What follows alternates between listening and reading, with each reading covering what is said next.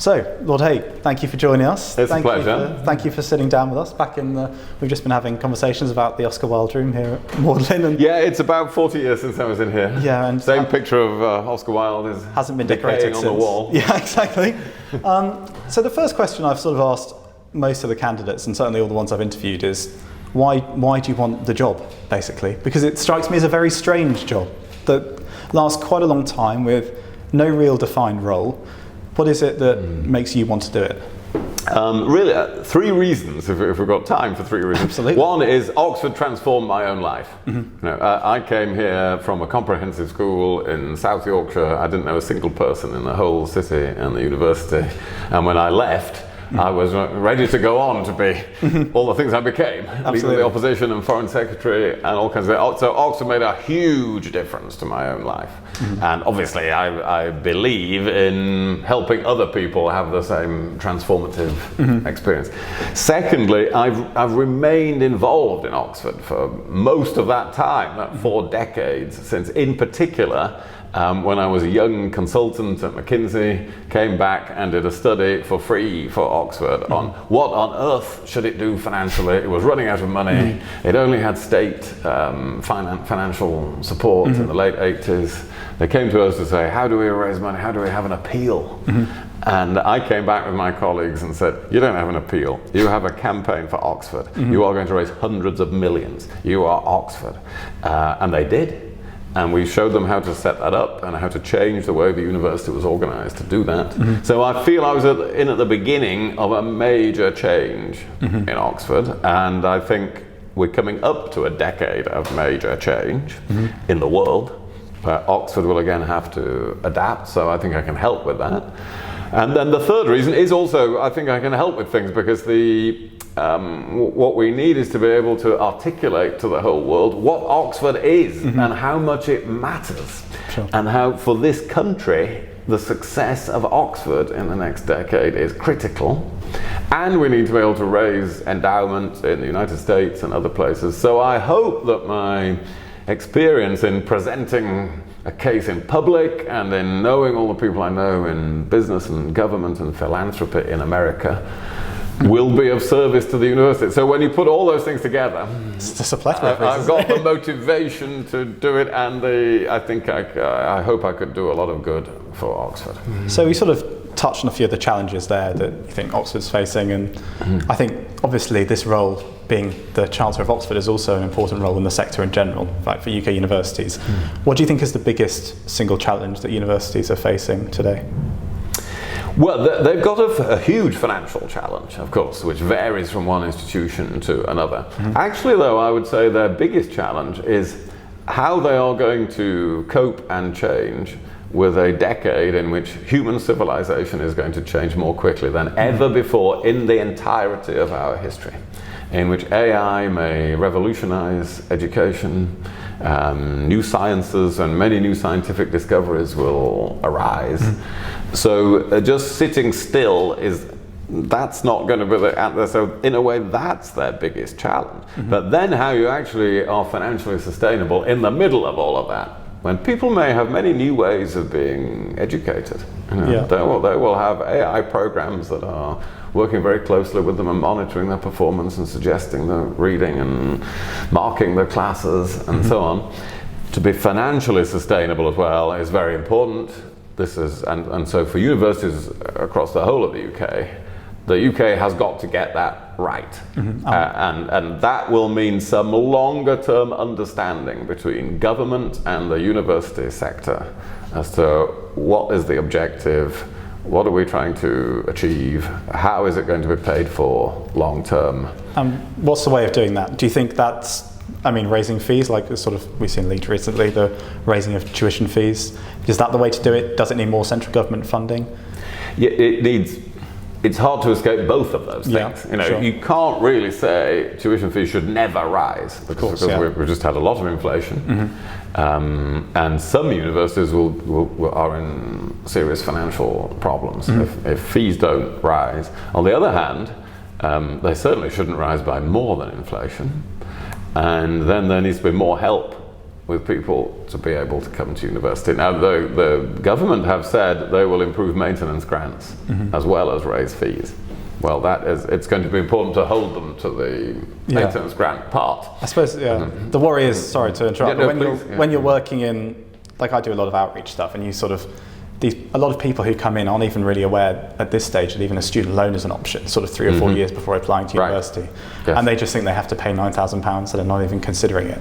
So raising that even more, do you worry that those maintenance loans, there's not to advertise that properly, the appeal and the access of higher education is a really big challenge? Yes, it is a challenge, but that is a surmountable challenge.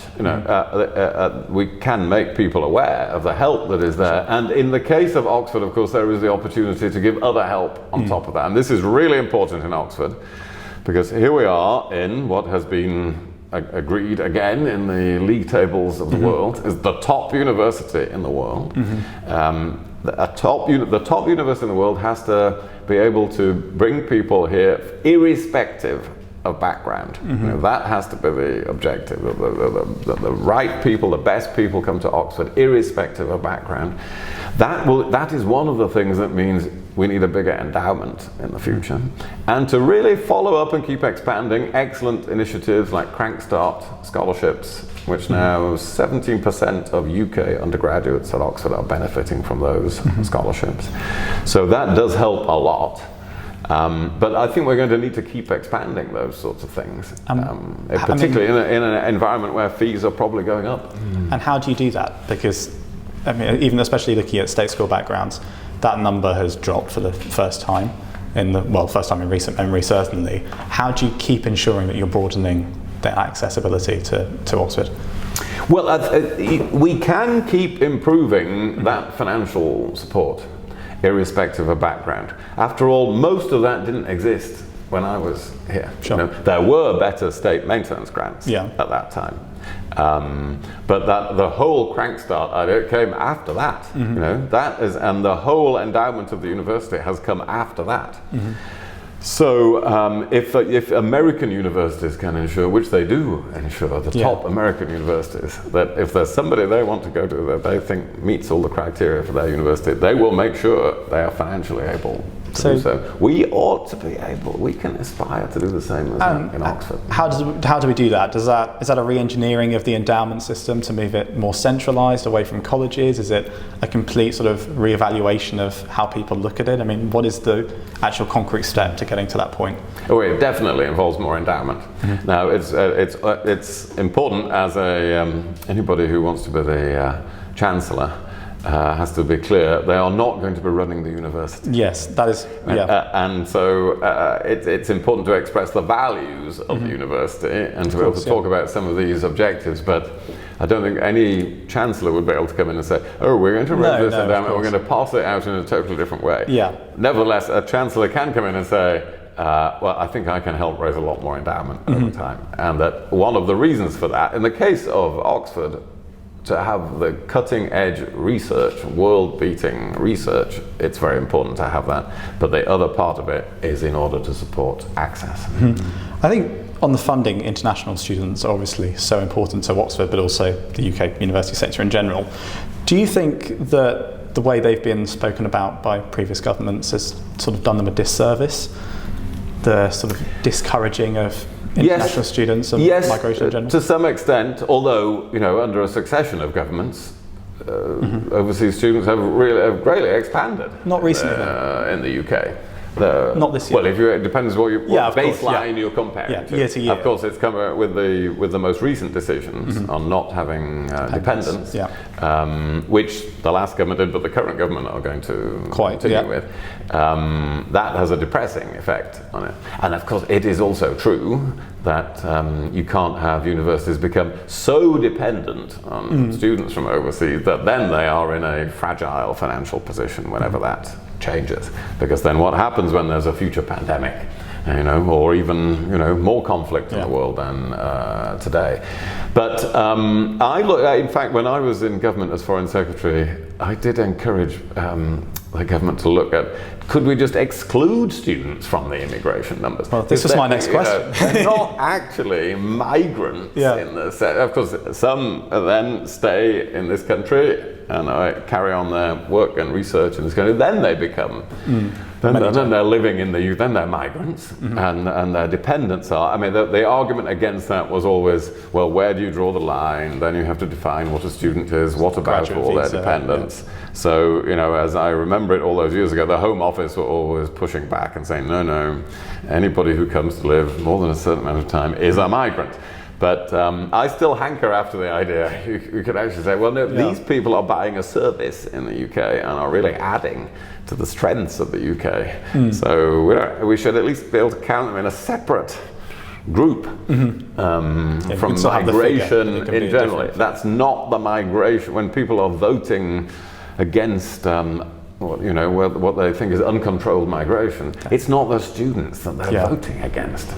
And I think it's become sort of, in a similar vein, it's become quite trendy at the moment to say that university is not worth it, within the value of university. Do you think university is still worth it overall here in Oxford, around the country? Of course, it always depends on each individual what they make of it, but yes, I do. And I think over time, probably we need a higher proportion of the population to go to university, because human capital is the key ingredient of this decade of change that I'm talking about. That's only going to get more important, and we are going to be competing with societies and nations where it will reach up to 65 or 70% going to university. I happen to agree with you, but it is a lot of people now who sort of rail against, they say, well, Blair, pushed so many people to go to university and now we're in this situation. The term Mickey Mouse degrees has become a very popular one for certain groups of politicians to bandy about. Why do you think that is? Why is there all of a sudden a resistance to educating people to a high level? I don't know. I mean, there may be people in the Conservative Party who say that I'm absolutely not one of them. And of course, it is very important that there are other ways of, of course. And there's a very strong line of argument, an understandable one, that this country has been weak in vocational education. Now, of course, a lot of work has gone in recent years into setting up alternative vocational routes, and that does need strengthening as well. Although where the boundary is between universities and those institutions, that you can also argue that. What I think you can't argue is that it's very hard to argue against the idea that we are going to need to be more highly educated. In that world of highly intelligent machines that is coming, humans are going to have to make sure that they can work in a kind of co-intelligence with those machines. But that is going to require more and more education. Yeah, so let's talk about that, because I know you write a lot about AI and I've heard you talk about it before. Do you think that is the biggest opportunity in education at the moment, this decade of change? And how do universities harness that? Yeah, it is the biggest opportunity when you translate it into everything else, that it is a foundational technology that is going to change all other technologies. Sure. For instance, I've just brought out a paper with Tony Blair on robotics, because we've all got used to the idea generative AI affects your office or your essay or whatever it may be, but that's in a digital space. AI will increasingly it will be embodied over time in different kinds of robots, drones, machines. So that changes a lot, along with changes in materials sciences and perhaps changes in the nature of computing. There are people at Oxford working on light-based computing instead of silicon-based computing, which would be completely revolutionary. These sorts of things mean a change across all science, and then a change across all disciplines, because such an advance in technology also requires ethics, philosophy, politics, language, history to be informing it. And Oxford is one of the best places in the world where all of those things can be brought together. So one of the big challenges is the cross-disciplinary challenge of AI isn't something over here that's in a box labeled computer science. It needs the philosophy that goes with it, and many other subjects in between. It needs humanities as well as sciences. So I think education will have to change in that respect. And then in respects that are pretty unknowable at the moment in terms of how individuals relate to knowledge and learning. I was saying earlier, everybody will have may have their AI tutor. Yeah. None of us know what form that is going to take, except that this is going to be a huge change, and it is an opportunity to level up, in that overused phrase.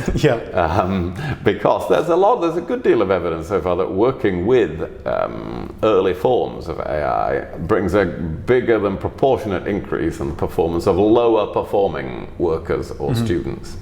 So there is an equalizing opportunity with AI as well. Sort of moving on to another area that has been very controversial in the last couple of years in terms of freedom of speech on campus, freedom to protest, various sit-ins. What are your views on where that is appropriate, where those red lines should be? What kind of advice would you maybe give to the Vice Chancellor? The right to protest is well established and quite right in our society.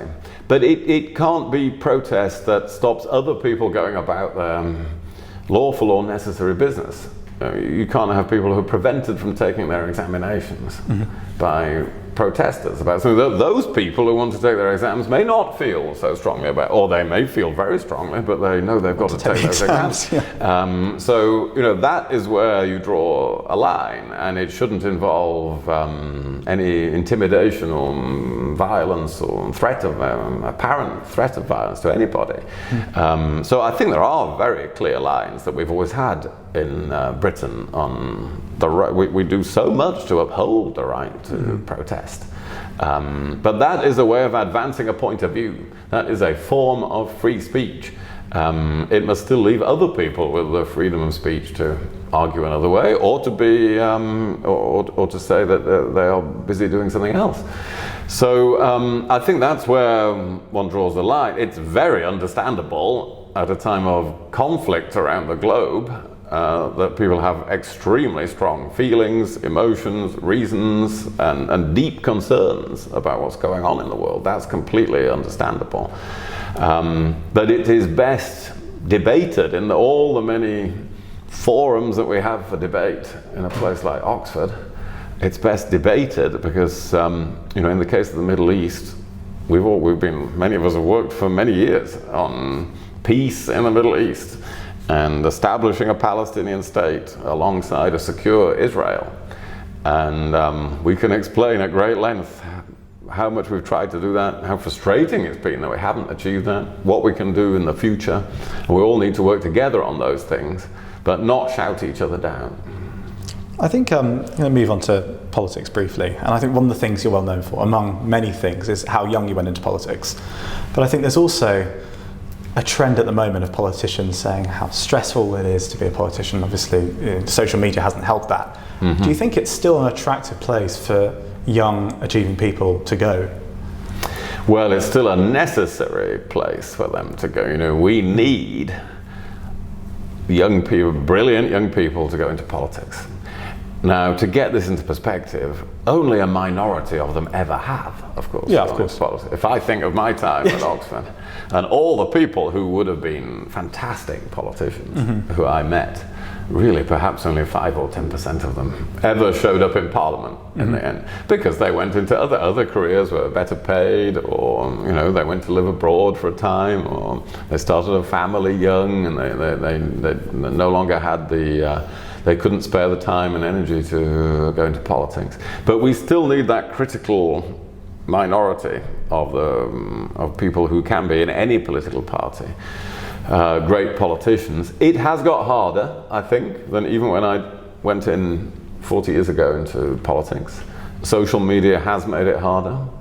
And it is a more, there are more threats. We've had 2 members of Parliament killed for their views in the last few years. Now, of course, we did have that before. We had terrorism at the time I went into it, and I knew several MPs who were killed by the IRA. So we've always had different forms of that. But I would just encourage people still to do it. It is still a noble profession. Just imagine it if nobody really good went into it. You know, look how we're struggling across the world with political leaders. It seems like the problems have got bigger and the leaders have got smaller. Although arguably that is mainly because the problems have got bigger. But we cannot possibly do without that small cadre of people who take the plunge. So I think it's still very important for them to do it. Just briefly, I'm not going to ask you about the Conservative leadership race, mainly because it might have changed it will have changed by the end of the interview. In minutes, But just in sort of a general sense, how do you think the Conservative Party needs to reform and move to become electable again, especially among young people, given that's the circumstance? Well, it has to be competent again, because the prime reason it was voted out was because there were a couple of premierships that were not a great advert for competence.